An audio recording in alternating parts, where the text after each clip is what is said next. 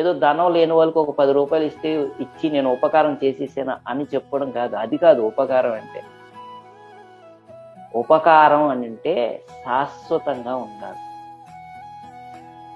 స్వలాభం కోసం కాకుండా ఇతరుల యొక్క ఆనందం కోసం పని చేయాలి. దానిని ఉపకారం అన్నారు.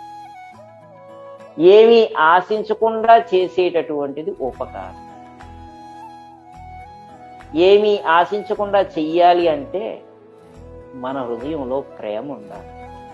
ప్రేమ లేకుండా ఏమీ ఆశించకుండా మనం చేయడం జరగదండి. ఒక తల్లి చూడండి, తన పిల్లల పట్ల ఏమీ ఆశించకుండా ప్రేమను కనబరుస్తుంది, దానికోసం సేవ చేస్తుంది. అటువంటిది ఉపకారం. అటువంటి ఉపకారం కలిగించటానికి ఈ భగవద్గీత అనే అమృతాన్ని మనకు అందించాడు.